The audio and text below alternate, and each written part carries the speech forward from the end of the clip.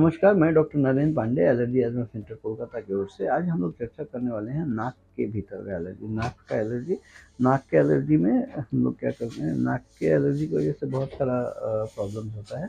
जैसे छींक आने के बाद नाक से पानी बराबर गिरना, नाक से पानी गिरने के बाद धीरे धीरे गले में खराश होकर बहुत खांसी शुरू हो जाना।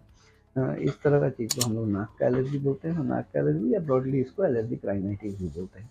अभी एलर्जिक राइनाइटिस से ये नाक से नीचे लंग की तरफ भी जाता है, इस तरह का परेशानी होता है।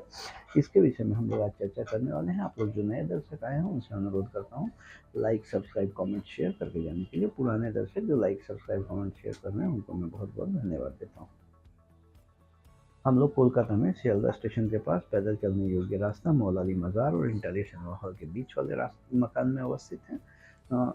अगर हमारे यहाँ परिसेवा लेने का ज़रूरत पड़े तो नीचे दिए गए नंबर 7278034776 में कॉल करके 500 रुपये अग्रिम नॉन रिफंडेबल अपॉइंटमेंट फी भेज के आप अपॉइंटमेंट लेके आके परिसेवा ले सकते हैं। मूल चर्चा में वापस आते हैं उससे पहले एक बार और रिमाइंड करता हूँ, अगर सब्सक्राइब आपने अभी तक नहीं किया हो तो दया करके सब्सक्राइब करके जाएंगे और वीडियो पसंद आने पर एक लाइक तो बनता ही है। एलर्जिक राइनाइटिस या हाथ नाक से बहुत सारा पानी आने के बाद बहुत सारी छींकें आने के बाद गले में खराश होना, खांसी होना, छाती में दबाव पैदा होना या सांस की तकलीफ, ये सारे एलर्जी जनित कारण है। ये इसमें से एक हो सकता है या एक से अधिक समस्या भी इंसान को हो सकता है। और allergy basically progressive in nature disorder है। एलर्जिक मास इसलिए बोलते हैं। ये धीरे धीरे आगे की तरफ बढ़ता है, नाक से शुरू करके लंग तक जाता है। ज़्यादा से ज़्यादा केसेस में देखा गया है, अगर सही उपचार सही समय पे नहीं किया गया। कहा जाता है स्टिच इन टाइम सेव्स 9। ठीक वैसे ही नाक से अगर शुरू हुआ है तो उसको वहीं बंद करने का ज़रूरत है ताकि प्रोग्रेशन नहीं हो और आगे लंग की तरफ नहीं जाए। तो नाक में एलर्जी क्यों होगा? जिनको होता है वो लोग विभिन्न तरह के खाद्य पदार्थों के ऊपर फोकस करना शुरू करते हैं। ये खाया था, वो खाया था, ये बंद करना, वो बंद करना, और बहुत तरह का ट्रायल एंड एरर मेथड करने के बाद बहुत सारी चीज़ें खाद्य पदार्थ में बंद करने के बाद भी देखते हैं जैसे प्रॉब्लम था वो प्रॉब्लम है ही। एलर्जी होगा क्यों, कब होगा?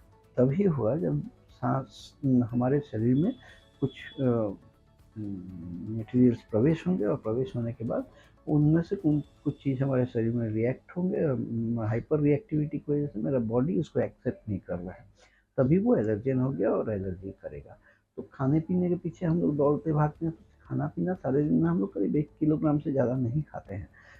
लेकिन सांस हम लोग 24 घंटा लेते हैं, जिसमें करीब करीब 10,000 लीटर सांस लेना छोड़ना हम लोग का होता है। इसका क्वांटम बहुत ज़्यादा है। इसके साथ बहुत सारे एयरबोर्न एलर्जेंस हमारे शरीर में प्रवेश करते हैं। एयरबोर्न एलर्जेंस जैसे डस्ट माइट, फंजाई, पोलन, पेड़ पौधा का पराग, ये फोना एंड फ्लोरा का भी खेला है। ये इन्वायरमेंट की वजह से बहुत सारे एलर्जीज होती हैं। ये सांस के साथ अंदर जाते हैं और हाइपर सेंसिटिविटी क्रिएट करके एलर्जीज क्रिएट करते हैं। इससे निजात कैसे पाया जाए? इससे निजात तभी पा सकते हैं जब हम पहचानेंगे। पहचान कैसे करना है? तो मॉडिफाइड स्किन प्रिक टेस्ट, चमड़े का जांच करना पड़ता है। एलर्जी के लिए किन किन चीज़ों से एलर्जी हो रहा है वो पहचान करके उसके बेसिस में हम लोग स्पेसिफिक वैक्सीन बना के देते हैं, जिससे बॉडी में इम्यूनिटी डेवलप होकर ये एलर्जी का कहानी ख़त्म करने की तरफ हम लोग आगे बढ़ सकते हैं।